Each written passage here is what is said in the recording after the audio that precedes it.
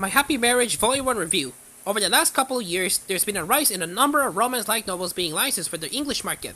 Onja usually focus on high school students. They offer something different. Yen Press has brought My Happy Marriage to the West, but does it prove an interesting read? Let's find out.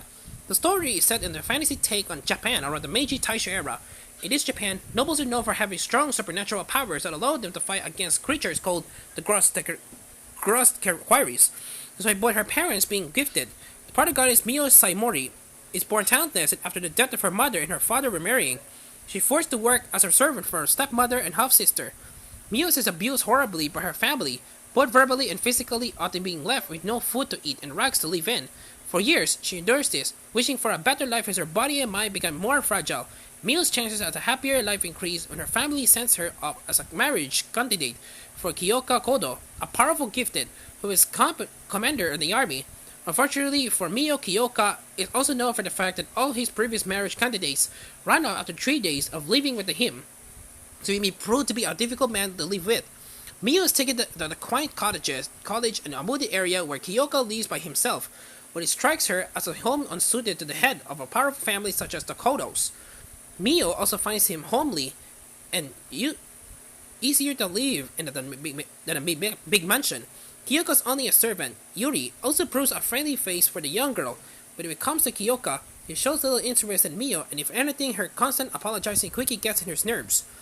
Things only gets worse in Mio's first morning there, when she decides to cook breakfast for everyone, which Kyoka then refuses to eat for fear of it being poisoned.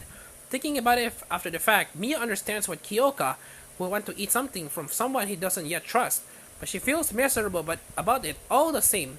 Can she ever regain the trust of her husband to be, or is she also destined to be cast aside after a mere few days?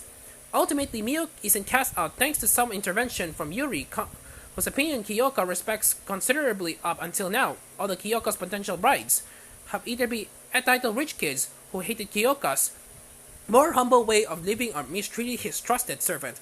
So with Mio's friendly and respectful personality, she proves a favorable match. As time goes on, Kyoka continues to warm to his new companion.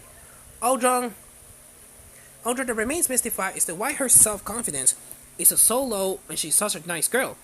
Mio, on the other hand, spends her days waiting to be cast out. Because of being talentless, she can't imagine Kyoka wanted to marry her and she's afraid to tell him the truth about not being gifted. But having finally found a place where she won't be hurt and she can spend her days peacefully, Mio also doesn't want to say goodbye to her new life. So she's left in limbo and feeling guilty for her every existence. One of the things I appreciate about Akumi Akitogi's writing here is that they never make light of Mio's situation and they don't make us readers believe that love can heal her scars. Of course, just by being out of that abusive situation, Mio's confidence begins to grow, but to truly overcome it will take years. This is something Akitogi respects and is willing to play a long game with, which I'm happy to since too many series will have Kyoka act as a sole reason for getting over the trauma. And in fact, as much as this is a romance novel, it's very focused on Mio's growth as a character rather than a relationship. I'm sure that's a big part of it too. I'm also glad that Mio's abuse wasn't just a set piece that Akitogi spends a lot of time fleshing out Mio's feelings and the scars left behind. I think it's important that such a difficult subject is treated with a level of respect Akitogi recently accomplishes to that. This is a short page book and only 156 pages, but I found myself engrossed until the end, as I hope there's a desperately for a happy ending for Mio. But only criticism I was left with at the end is that the gifted and the grotesque quarries are underutilized. The supernatural abilities of the gifted fare somewhat better since we see them in action occasionally, but we never once see the grotesque quarries and only hear about them a handful of times.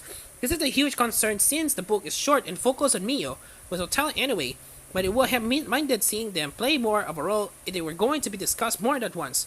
As previously mentioned, My Happy Marriage comes to the West thanks to Yen Press and it has been translated by Kiki Piatkowska. The translation read well with problems. It's worth noting that although it's a light novel, there are no illustrations beyond the cover illustration. The series is ongoing in Japan at 5 volumes, with Yen Press having Volume 2 scheduled for release in June. There is also a manga adaptation that is licensed by Square Enix and is due to begin releasing in English in September. On top of that, there have also been rumors of an anime adaptation, although this is yet to be confirmed at the time of writing, so there is a lot to look forward to, should you find yourself a fan of the series. Overall, My Happy Marriage Volume 1 successfully offers an engrossing story unlike any other currently on the market. Author Akomi Akitogi has written a respectful tale about what it means to both be abused and find happiness on the other side, all the while mending the scars left behind. 9/10.